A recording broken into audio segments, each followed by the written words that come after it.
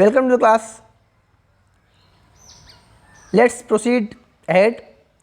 In the previous video, we have completed till the topic stomata. Now we are moving ahead. Let's proceed. Water and minerals are transported to the leaves by the vessels which run like pipes throughout the root, the stem, the branches and the leaves. तो बच्चों हमने बात की थी कि leaf पे stomata होता है। स्टोमेटा के आसपास गार्ड सेल्स होते हैं। जब पौधे को कार्बन डाइऑक्साइड लेना होता है तो स्टोमेटा जो हैं वे ओपन हो जाती हैं, कार्बन डाइऑक्साइड अंदर चला जाता है। उसी इन द सेम वे पौधा ऑक्सीजन को भी बाहर छोड़ देता है।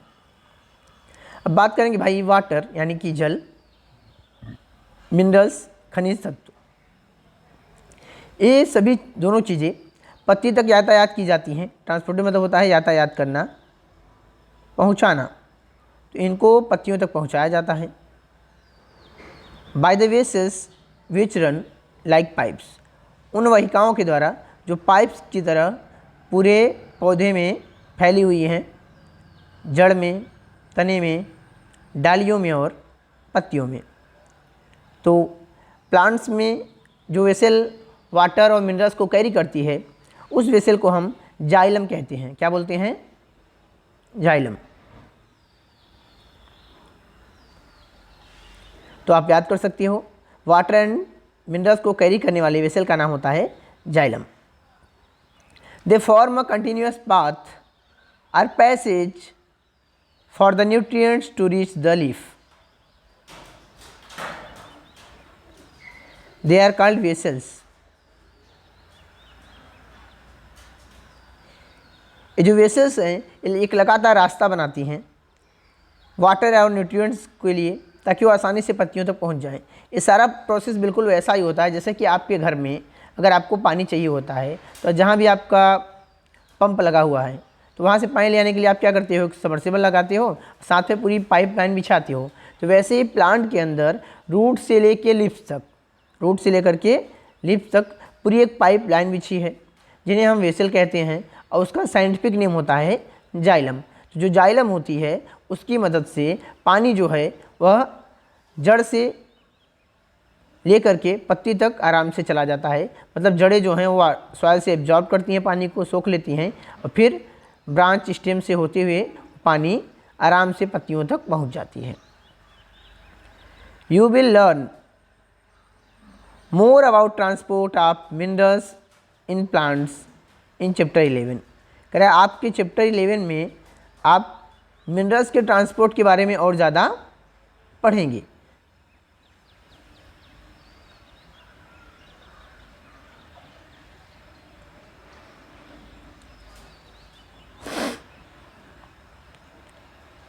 Let's move ahead. The leaves have a green pigment called chlorophyll. It helps leaves to capture the energy of the sunlight. This energy is used to synthesize, prepare food from carbon dioxide and water. अब जो plant की leaves होती हैं वो कैसी होती हैं? Green colour की होती हैं। आप सबने देखा है कि पत्ती कैसी होती है? ग्रीन कलर की होती है। तो सवाल तो मन में आया होगा कि पत्ती ग्रीन ही क्यों होती है? तो रीज़न बिहाइंड दिस इज कि लीव्स में जो ग्रीन कलर होता है वह ग्रीन कलर के केमिकल सब्सटेंस के कारण होता है जिसे हम क्लोरोफिल कहते हैं।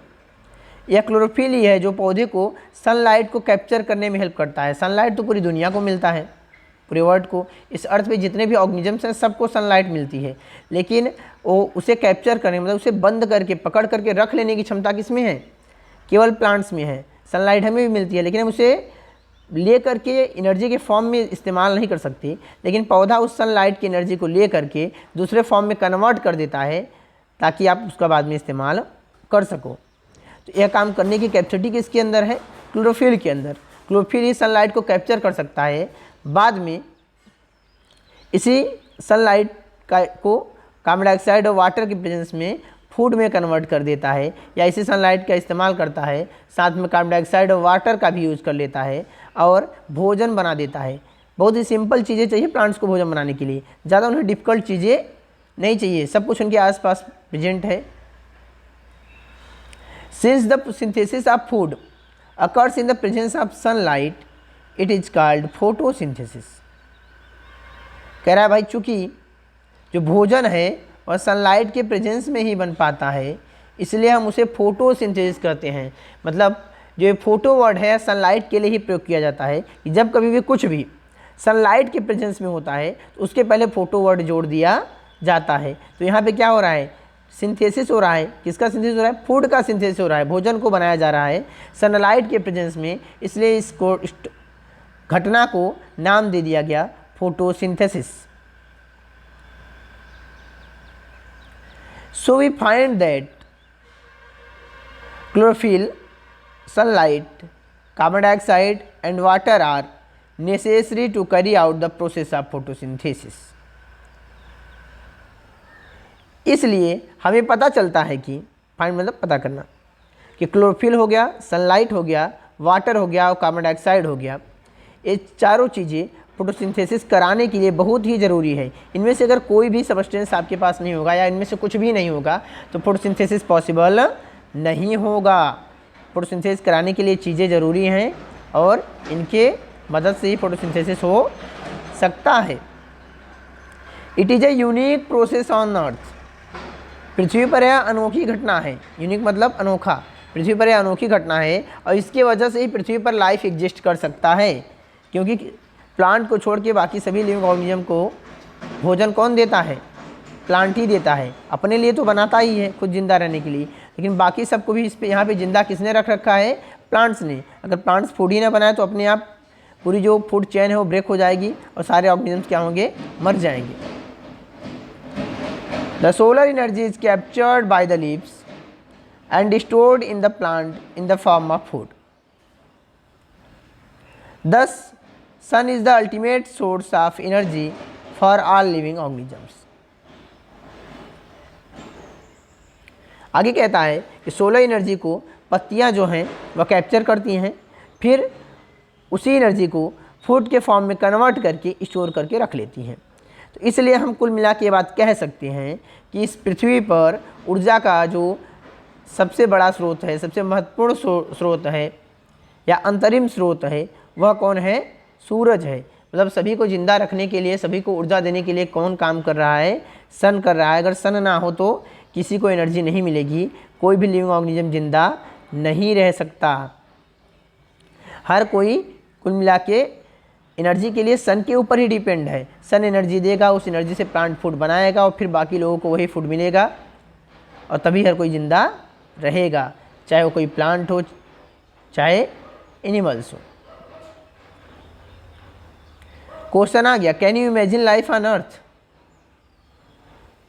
In the absence of photosynthesis? क्या आप फोटोसिंथेसिस के बिना पृथ्वी पर जीवन की कल्पना कर सकते हो? तो बिल्कुल कर ही नहीं सकते हो। बिना फोटोसिंथेसिस के पृथ्वी पर लाइफ एग्जिस्ट नहीं कर सकता, क्योंकि फोटोसिंथेसिस के द्वारा ही फूड फॉर्म होगा, तो ही बाकी लोग उस फूड को लेंगे और जिंदा रह सकते हैं। In the absence of photosynthesis there would be not any food. Photosynthesis की अनुपस्थिति में कोई भोजन नहीं होगा, क्योंकि फोटोसिंथेसिस नहीं होगा तो फूड फॉर्म ही नहीं होगी। The survival of most of all living organisms directly और indirectly depends upon the food made by the plants. क्या ज़्यादातर जो सभी जीवित प्राणी हैं उनका जिंदा रहना इस बात पर निर्भर करता है या पौधों के द्वारा भोजन जो बनता है उस पर ही निर्भर करता है। अगर पौधा भोजन नहीं बनाएगा तो बाकी लिविंग ऑर्गेनिज्म को फूड नहीं मिलेगा, वे जीवित नहीं रह पाएंगे। बिसाइड्स, इसके अतिरिक्त फूड तो ज़रूरी है ही, फूड तो चाहिए जिंदा रहने के लिए। इसके अतिरिक्त oxygen which is essential for the survival, दूसरी चीज़ जो जिंदा रहने के लिए ज़रूरी है वो है ऑक्सीजन। वो कहाँ से मिलता है? वो भी तो प्लांट से ही मिलता है, क्योंकि जब फोटोसिंथेसिस होता है तभी ऑक्सीजन गैस फॉर्म होती है। यह ऑक्सीजन फोटोसिंथेसिस के दौरान ही बनती है, मतलब बिना फोटोसिंथेसिस की जिंदा रह पाना मुश्किल ही है। फूड तो नहीं मिलेगा, साथ में ऑक्सीजन नहीं मिलेगा तो भी इंसान मर जाएगा या कोई भी लिविंग बीइंग है वो मर जाएगा। तो भाई ऑक्सीजन जो सभी जीवित प्राणियों को सांस लेने के लिए चाहिए वो भी फोटोसिंथेसिस के दौरान ही बनता है, इसलिए भी जिंदा रह पाना संभव नहीं होगा। In the absence of photosynthesis life would be impossible on the earth. Photosynthesis की अनुपस्थिति में अगर फोटोसिंथेसिस नहीं होगा तो इस अर्थ पर जीवन असंभव हो जाएगा, कोई भी लिविंग बीइंग जिंदा नहीं रह पाएगा। During photosynthesis chlorophyll containing cells of leaves in the presence of sunlight use carbon dioxide and water to synthesize carbohydrates. The process can be represented in an equation. Photosynthesis के दौरान जो chlorophyll की sales होती हैं जिन्होंने sunlight को capture करके रखा है या सनलाइट के प्रेजेंस में कार्बन डाइऑक्साइड और वाटर का यूज करके कार्बोहाइड्रेट बनाती हैं। कहोगे सर कार्बोहाइड्रेट क्या होता है?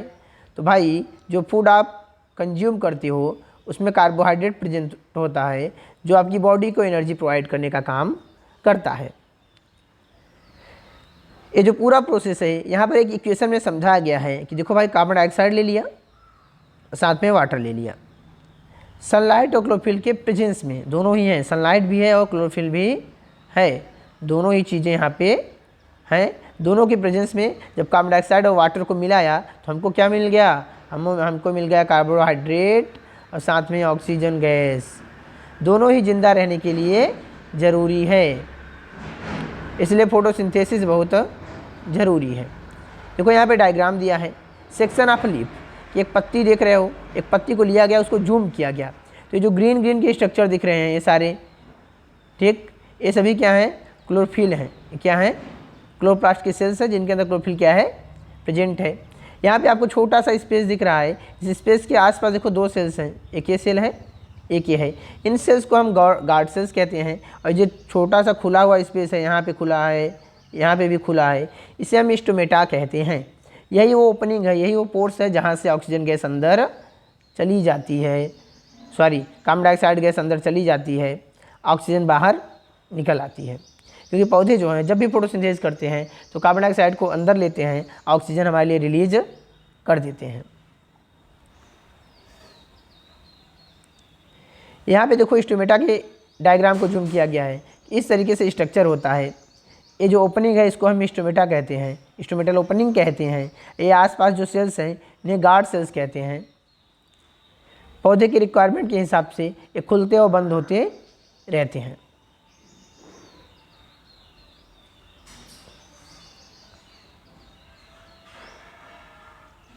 आपको यहाँ कंप्लीट डायग्राम दिया गया है फोटोसिंथेसिस होता कैसे है। तो भाई ये रहा देखो लीव्स, ये रही प्लांट की लीव्स, इसके अंदर क्लोरोफिल है, इस सन से सनलाइट आ रही है, सनलाइट देखो यहाँ आ रही है, कार्बन डाइऑक्साइड हवा से आ रही है, ठीक, फूड बन रहा है और ऑक्सीजन बाहर निकल के हवा में जा रहा है। मतलब कि हम ऑक्सीजन लेते हैं और कार्बन डाइऑक्साइड छोड़ते हैं। वही कार्बन डाइऑक्साइड जिसको हम छोड़ देते हैं, जो हमारे लिए एक वेस्ट है, हार्मफुल सब्सटेंस है, पौधा उसी का इस्तेमाल करता है और फिर से हमारे लिए भोजन बना देता है। नेचर कितना अद्भुत है, आप इस बात को सोच सकते हो। During the process oxygen is released. जब यह प्रोसेस कंप्लीट होता है तो ऑक्सीजन गैस बाहर निकलती है। The presence of starch in leaves indicates the occurrence of photosynthesis. Starch is also a carbohydrate. करा लीव्स के अंदर स्टार्च की उपस्थिति ये इस बात की ओर इशारा करती है कि फोटोसिंथेसिस होता है। मतलब आप मानोगे कि कोई आपसे कहे कि हम नहीं मानते हैं कि फोटोसिंथेसिस होता है, तो आप लीव्स का एक टेस्ट होता है स्टार्च टेस्ट, ठीक, उस टेस्ट को करके आप बता सकती हो कि फोटोसिंथेसिस होता है। क्योंकि जिस लीव्स में फोटोसिंथेसिस हुआ रहेगा उसमें स्टार्च फॉर्म हुआ रहेगा। अब कहोगे स्टार्च क्या है सर? तो भाई पौधा जब सबसे पहले बना रहा है तो क्या बन रहा है? यहाँ पे कार्बोहाइड्रेट बन रहा है। बहुत सारे कार्बोहाइड्रेट को हम एक साथ जोड़ दें तो क्या बन जाता है? स्टार्च बन जाता है। कार्बोहाइड्रेट एनर्जी का एक सिंपलेस्ट फॉर्म है, तो जो सबसे छोटा सा कण है ना, एकदम छोटा सा तुरंत बनता है, छोटा सा, वो कार्बोहाइड्रेट है। और बाद में ढेर सारा जुड़ गया तो क्या बन गया? स्टार्च बन गया। या यूँ कहो कि माला बनानी है, एक मोती लिया, वो क्या है? कार्बोहाइड्रेट है। और ढेर सारी मोतियों को जोड़ के एक माला बना दिया, वो क्या है? स्टार्च है। अब यहाँ से हम आगे जाने से पहले पीछे कुछ एक्स्ट्रा पॉइंट्स दिए हैं, उन्हें कवर करेंगे, फिर आगे चलेंगे।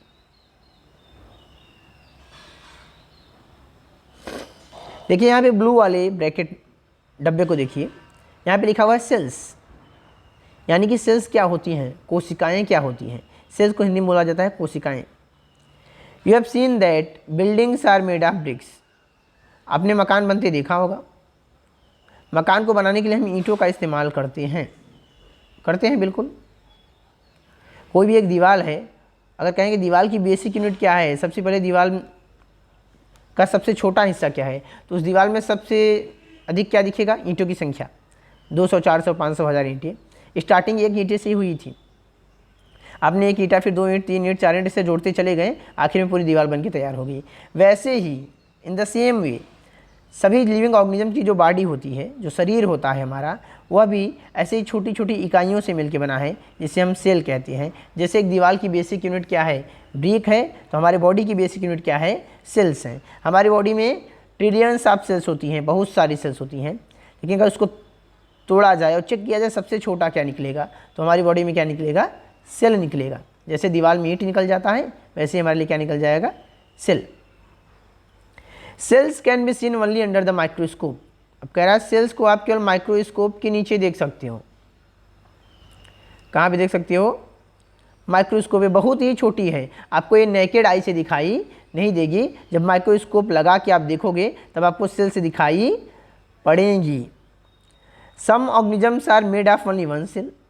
ये लो भाई, कुछ ऐसे भी प्राणी हैं जो केवल एक ही सेल से बने हैं। हम तो मल्टी सेलुलर हैं, देखो, ठीक है। जितना भी मतलब आपको अपने सराउंडिंग में जितने भी लिविंग ऑर्गेनिजम्स दिख जा रहे हैं, सभी के सभी मल्टी सेलुलर हैं, जिन्हें आप देख पा रहे हो इन आँखों से।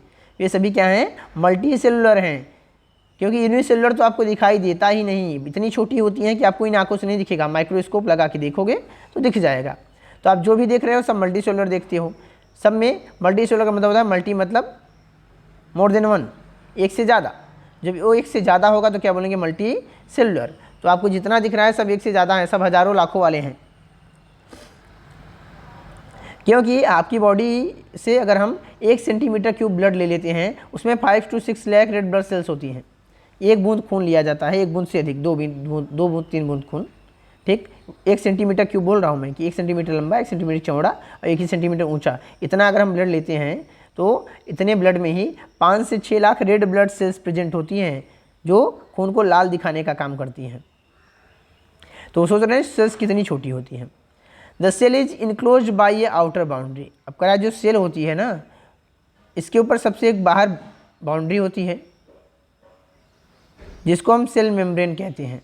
सही यूँ कह दो भाई, कोई भी खाने की चीज़ आप लेते हो, उसके बाहर एक पैकेट लगा होता है ना, एक पैकिंग हुई रहती है ना, वैसे ही सेल को भी, सेल के ऊपर भी एक पैकिंग लगी होती है, जिसको हम क्या बोलते हैं, सेल मेम्ब्रेन। जैसे फुटबॉल खेलते हो, उस पर एक कवर लगा है, बाहर एक कवर लगा है, अंदर हवा भर रहे हो, जो बाहर का कवर है, वैसे ही हमारे सेल के ऊपर भी एक कवर होता है, जिसे हम कहते हैं सेल मेम्ब्रेन, कोशिका झिल्ली। Most cells have a distinct centrally located spherical structure called the nucleus.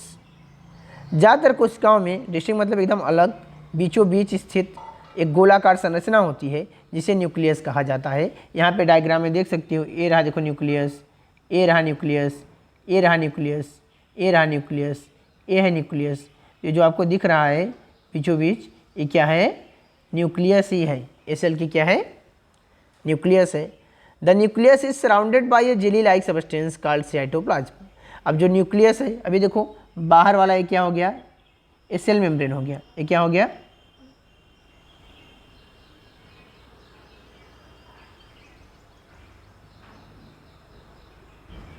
ये सेल मेम्ब्रेन हो गया। अब ये सेंटर में न्यूक्लियस हो गया। इन दोनों के बीच में आपको ये डॉट डॉट दिख रहा है, यहाँ पे ये जो डॉट डॉट दिख रहा है, ये एक जेली सब्सटेंस है, जिसे हम साइटोप्लाज्म कहते हैं, ठीक। इसके वजह से ये सेल जिंदा रहता है। हिंदी में इसको हम कोशिका द्रव्य कहते हैं। हिंदी में क्या बोलते हैं, कोशिका द्रव्य। न्यूक्लियस को हिंदी में बोलते हैं केंद्रक। न्यूक्लियस को क्या बोलते हैं, केंद्रक। याद कर लेना, वर्ड मीनिंग आपके काम आएगी। चलो आगे चलते हैं अब यहाँ से।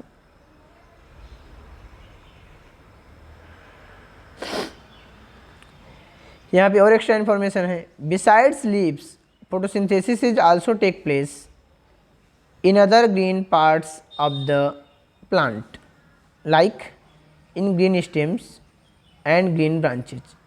क्या पत्ती को छोड़ के, पत्ती के अतिरिक्त फोटोसिंथेसिस जो है पौधे के दूसरे हरे हिस्से में हो जाता है। मतलब जो आपको ग्रीन पार्ट दिख रहा है किसी भी प्लांट में, ग्रीन कलर का हिस्सा दिख रहा है, चाहे वह स्टेम हो जाए चाहे वह ब्रांच हो जाए, वहाँ भी फोटोसिंथेसिस होता है। जैसे आप एक हर्ब्स लो छोटा सा, जैसे कि इसका पौधा ले लो, पालक का ले लो, धनिया का ले लो, और भी ठीक औषधि पौधे जो आपको दिखते हैं बहुत छोटे छोटे, मतलब पूरा प्लांट ही ग्रीन दिखता है, लीव्स तो ग्रीन है ही, उसकी ब्रांचेज स्टेम सब ग्रीन है। तो आपको जहाँ जहाँ ग्रीन दिख रहा है, जितना भी हिस्सा ग्रीन दिखता है, सभी जगहों पर फोटोसिंथेसिस पॉसिबल है, सभी जगहों पर क्लोरोफिल प्रेजेंट है और सभी जगहों पर फोटोसिंथेसिस होता है।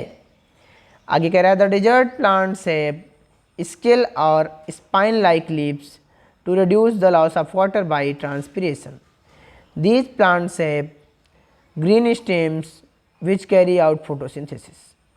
अब डेजर्ट प्लांट्स देखा है, कैक्टस प्लांट सभी ने देखा होगा, ठीक, कैक्टस का पौधा आपने देखा होगा, ठीक है, चौड़ी चौड़ी पत्तियां होती हैं, ढेर सारे पत्तियों पे कांटे होते हैं। तो असल में जो जिसको आप पत्ती समझते हो, ठीक है, अब भाई पत्ती इसलिए बोल रहा हूँ कि आप उसे पत्ती ही समझते हो, तो अब पत्ती नहीं होती है वो, बल्कि क्या होती है, प्लांट की स्टेम होती है, ठीक। और जो आपको कांटे दिख रहे होते हैं सरफेस पर, उस स्टेम के सरफेस पे जो कांटे दिख रहे हैं वह असल में पौधे की पत्ती है। अब पौधे में एक नेचुरल फिनोमेना होती है ट्रांसपिरेशन, कि वाटर लगातार पौधे के सरफेस पर से वेपर बन के रिलीज होता रहता है एनवायरनमेंट में, ठीक। तो इस प्रोसेस के दौरान जो वाटर लॉस हो जाता है काफ़ी मात्रा में, पौधा उससे बचने के लिए क्या करता है, अपनी सारी पत्तियों को कांटे में कन्वर्ट कर देता है, स्पाइन में कन्वर्ट कर देता है, ताकि पानी को बचा सके, क्योंकि पौधा डेजर्ट में होता है, पानी की बहुत ज़्यादा कमी होती है वहाँ पे, और अपने स्टेम्स को बढ़िया थिक बना देता है और उसके अंदर वाटर को स्टोर करके रखता है। ग्रीन कलर का होने की वजह से स्टेम ही फूड का फॉर्मेशन कर लेता है, स्टेम ही फोटोसिंथेसिस कर लेता है और भोजन बन जाता है।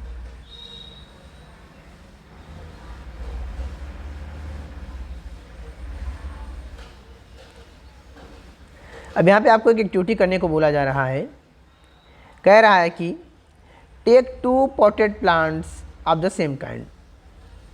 अभी पीछे बात हुई थी ना कि पौधे में फोटोसिंथेसिस हो रहा है कि नहीं, स्टार्च प्रेजेंट है कि नहीं, इससे चेक कर सकते हो, ठीक है, फोटोसिंथेसिस हो रहा है कि नहीं, स्टार्च की प्रेजेंस से चेक किया जा सकता है। आपको वही एक्टिविटी करने को कहा रहा है कि आपको 2 गमलेदार पौधे लेना है, एक ही जैसे पौधे हों, कीप 1 इन डार्क, एक को अंधेरे में रखो, or in a black box, या काले डिब्बे में भी डाल सकते हो, for 72 hours and the other in sunlight. एक को आपको 72 घंटे के लिए, मतलब 3 दिनों के लिए छाए में रख देना है या काले डिब्बे में रख देना है, और दूसरे को धूप में रख देना है। अब जिसको आपने काले डिब्बे में रख दिया या छाए में रख दिया, वहाँ पे क्या होगी, सनलाइट नहीं पड़ेगी। अब सनलाइट नहीं पड़ेगी तो वहाँ पे फोटोसिंथेसिस नहीं होगा, ठीक। तो धीरे धीरे पत्ते में जो पहले से प्रेजेंट स्टार्च है वो भी खत्म हो जाएगा 3 दिनों में। अब क्या, perform iodine test with the leaves of the both plants as you did in class 6। Class 6 में जैसा आपने आयोडीन टेस्ट किया था वैसे ही आपको फिर से आयोडीन टेस्ट करना है दोनों ही पत्तियों पे। मतलब जिस पौधे को आपने 3 दिन छाए में रखा था या काले डब्बे में रखा था उसकी एक पत्ती तोड़ लो, और जिसको धूप में रखा था उसकी भी एक पत्ती तोड़ लो, दोनों का ही आयोडीन टेस्ट करो। रिकॉर्ड योर रिजल्ट्स, अपने रिजल्ट्स को भी आप देखो। Now leave the pot which was earlier kept in the dark in the sunlight for 3 to 4 days and perform the iodine test again on its leaves।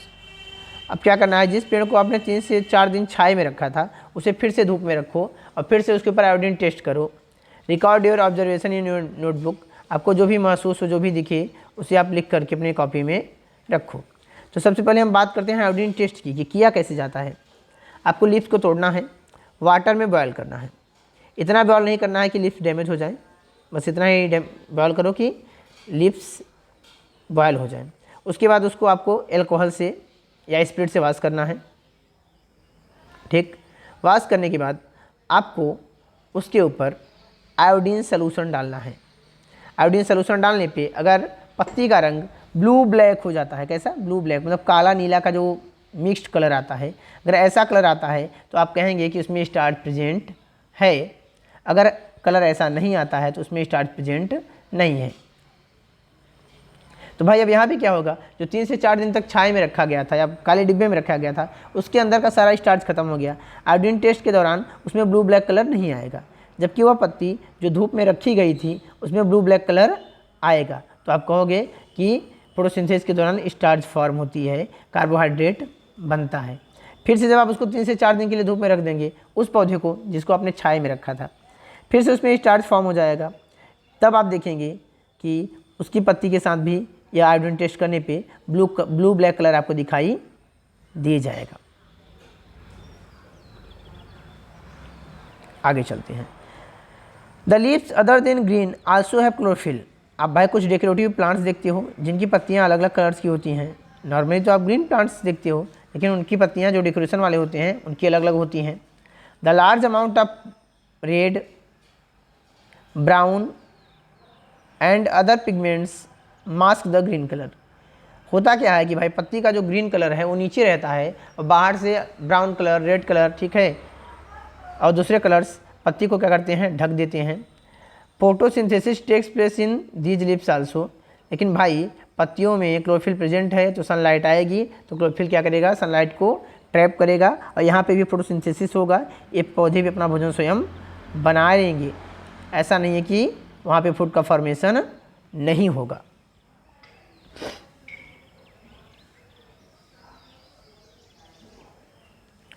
You often see slimy green patches in ponds or stagnant water bodies. These are generally formed by the growth of organisms called algae. आपने अक्सर, अपन में है अक्सर देखा होगा चिपचिपा हरे रंग के पैच जैसे छोटे छोटे टुकड़े तालाब में या कहीं भी पानी रुका हुआ है, कोई गड्ढा है, उन सब जगहों पे आपको ग्रीन कलर का पानी के अंदर स्ट्रक्चर दिख जाएगा। ये जो आपको स्ट्रक्चर दिखते हैं ये एक ऑर्गेनिज्म है जिसको हम कहते हैं एल्गी। जब वो ग्रो करता है ढेर सारी मात्रा में तब ऐसे स्ट्रक्चर्स बन जाते हैं और उसे हम एल्गी कहते हैं। एल्गी भी ग्रीन कलर के होते हैं, मतलब ये भी अपना भोजन स्वयं बना सकते हैं। अभी तक तो आप भाई पढ़े कि प्लांट्स अपना फूड फॉर्म करते हैं, प्लांट्स में फोटोसिंथेसिस होता है, लेकिन एल्गी के पास भी क्लोरोफिल होता है जस्ट लाइक प्लांट, तो ये भी अपना भोजन बना सकते हैं। क्वेश्चन है, can you guess why algae are green in colour. क्या आप अनुमान लगा सकते हो कि एल्गी हरे कलर के क्यों हैं। रीजन बिहाइंड सेम है भाई, they contain chlorophyll which gives them the green colour. Algae can also prepare their own food by photosynthesis.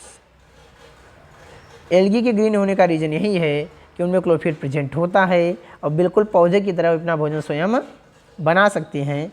तो प्लांट्स तो अपना फूड बनाते ही हैं, एल्गी भी बनाते हैं। प्लांट्स अपने लिए फूड फॉर्म करते हैं तो एल्गी भी अपने लिए फूड फॉर्म करते हैं। आपको एक बात बता दूं कि इस अर्थ पे जितना कार्बन डाइऑक्साइड फिक्सेशन होता है, मतलब कि हर दिन एनवायरनमेंट से कार्बन डाइऑक्साइड पौधे इस्तेमाल करते हैं ना, तो 50% कार्बन डाइऑक्साइड फिक्सेशन एल्गी करती है। तो आप कहोगे सर हम तो ज़्यादा प्लांट्स देखते हैं, एल्गी कहाँ है। भाई इस अर्थ का 2/3 सरफेस क्या है, पानी से ढका हुआ है। मतलब इस 2/3 हिस्से में क्या है, पानी है। कि ये पूरा हो गया अर्थ, ठीक,